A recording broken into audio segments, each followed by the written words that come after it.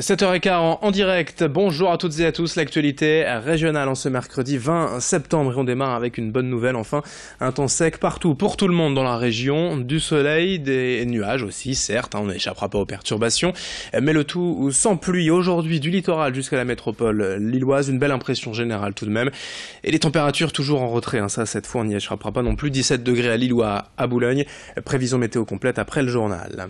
Pour démarrer d'abord cette édition, encore et toujours l'avenir du canal Seine-Nord remis en cause. Le Premier ministre Édouard Philippe a confirmé cet été que le projet était mis en pause, notamment à cause de l'absence de couverture de l'emprunt d'autofinancement. Il est vrai qu'avec un coût de plus de 5 milliards d'euros, le canal est un dossier à ne pas prendre à la légère. Mais pour la région, pour la France et pour l'Europe, il permettrait de relier le bassin parisien au réseau fluvial des pays du Nord. C'est le vrai chaînon manquant dans ce réseau fluvial européen.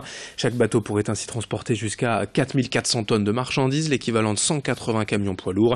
Récemment, le président des Hauts-de-France, Xavier Bertrand, a mis la pression sur la région, sur le gouvernement, de même que les élus des petites communes concernées par le canal et son tracé. Exemple à Marquion, avec Monsieur le maire que nous avons rencontré hier. Le développement économique, ça se prépare, ça s'anticipe. Et c'est effectivement ce qui a été fait sur ma commune. D'ailleurs, par mon prédécesseur, qui a déjà développé l'école. On a une classe supplémentaire, on peut accueillir une trentaine d'enfants supplémentaires. Le collège, vous avez un collège également à Marquion, qui accueille aujourd'hui 700 élèves, qui va être reconfiguré, qui va être modernisé, et qui va également être agrandi pour accueillir des populations nouvelles. Même chose au niveau du logement. Et donc, on s'est rapproché, effectivement, d'investisseurs. On a mis en place 2 grands projets. Un projet de lotissement avec 23 maisons, et à côté, un projet de béguinage, plus quelques maisons locatives, pour effectivement satisfaire à des besoins nouveaux. Autre titre de l'actualité, on vous en parlait déjà hier, l'évacuation du camp de migrants du Puy-Touques à Grande-Sainte après celui de Noirens-Fonte lundi matin. Les autorités tiennent à ne pas se laisser déborder, à voir de nouvelles jungles se créer. Entre 350 et 400 migrants, dont 56 enfants, vivaient dans ce camp de fortune. L'évacuation s'est déroulée hier dans le calme avec la contribution de 200 CRS et policiers. Les migrants majoritairement des Kurdes ont été placés dans des centres d'accueil. Au chapitre santé, on s'intéresse également à cette politique de l'ARS, l'Agence régionale de santé, pour inciter les femmes à mieux se dépenser, à faire du sport. Baptisé Bouge avec moi, il s'agit d'un site internet qui propose des activités simples à faire au quotidien. Aller au travail à vélo ou à pied, préférer les escaliers à l'ascenseur ou encore jouer en extérieur avec ses enfants. Autant de conseils consultables sur le site web et les réseaux sociaux. L'origine de cette politique vient surtout d'un constat alarmant. Les maladies cardiovasculaires sont la première cause de mortalité chez les femmes dans la région. Mais ces maladies pourraient être évitées facilement en bougeant plus régulièrement. Et attention, on ne parle pas forcément de sport, mais d'activité physique. Écoutez ainsi les explications de cette responsable de l'ARS, rencontrée il y a quelques semaines déjà par Clotilde Leguévac. On n'est pas dans la même mouvance que certains magazines vont mettre en avant. Faites du sport pour perdre du poids, pour être belle en bikini pour l'été. Nous, on veut mettre en avant le plaisir d'être ensemble.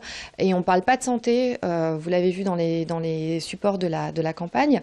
On ne veut pas mettre en avant le bénéfice santé parce que ce n'est pas forcément ça qui va motiver les personnes au quotidien à aller le soir à leur cours de Zumba ou au cours de gym tonic qui est près de chez elles, ou à une randonnée, participer à une randonnée le week-end. C'est le plaisir d'être ensemble, de passer du temps de qualité, de se relaxer. C'est ça qui fait que ça vous motive à vous bouger et à sortir de chez vous.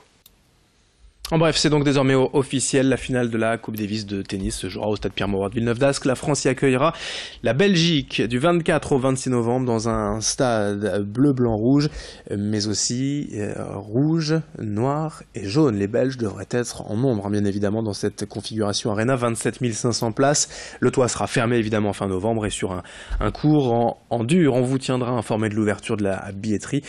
Les places seront chères, en tout cas. Les places seront rares forcément. Français et Belges se disputeront ces places, on en reparlera. À Calais, on parle encore des migrants puisque les douches promises par la préfecture début septembre doivent être installées aujourd'hui. 20 points d'eau pour permettre aux réfugiés de se laver.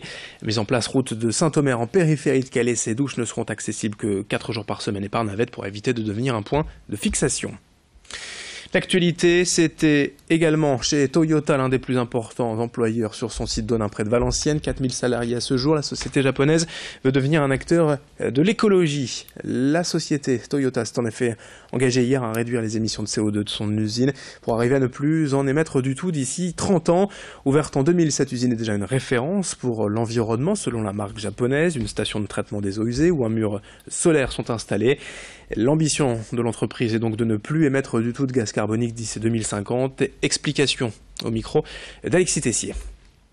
Alors on a des premiers éléments, les premiers éléments de ce partenariat global qui s'inscrit sur 5 ans.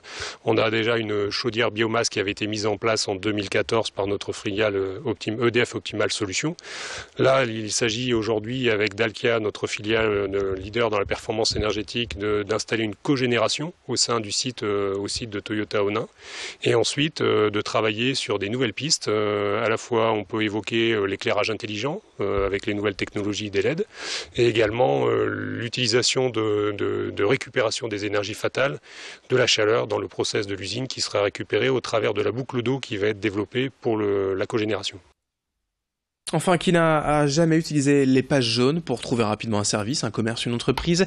À l'heure d'Internet, cette pratique a presque disparu, mais le catalogue, lui, existe toujours bel et bien. Alexis Tessé s'y est replongé. Les célèbres pages jaunes, une rente jalousement gardée. Juliette Beau et Frédéric Bon. Le porte-à-porte, la force de frappe des 1300 commerciaux des pages jaunes. Des dizaines d'années d'existence, on aurait presque oublié les pages jaunes. Que devient cet annuaire d'entreprise longtemps utilisé pour trouver son plombier, un électricien ou un taxi? Eh bien on en distribue encore et toujours, comme ici dans les rues d'Hazebrouck. On pourrait croire que cet épais catalogue aurait pu disparaître, au profit d'Internet notamment, mais la version papier est toujours plébiscitée. En général, les annuaires sont assez bien accueillis par les personnes. Beaucoup l'attendent, souvent avec impatience. Et c'est comme c'est toujours à peu près la même période, on a beaucoup d'appels de personnes qui nous disent de vouloir le recevoir et d'avoir la distribution. Pendant la distribution, on sent que les annuaires sont attendus et les personnes y sont encore attachées. Pour la société qui distribue les pages jaunes tous les ans, cette période est importante. Pour le secteur de Ludovic, près de 60 000 annuaires sont distribués aux alentours d'Armentières dans plus de 40 communes. C'est un moment très important parce que c'est une activité qui nous est chère dans le Nord, parce que on l'a fait depuis 10 ans. Je pense que le partenariat avec Pages jaunes se passe très très bien.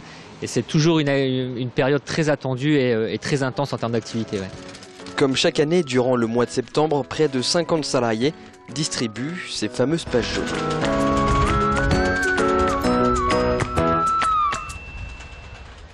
À la fin de ce journal, dans un instant, vos prévisions météo. On devrait tous bénéficier d'un peu de soleil, d'un temps sec aujourd'hui dans la région. C'est dans moins de 30 secondes. Belle matinée à toutes et à tous.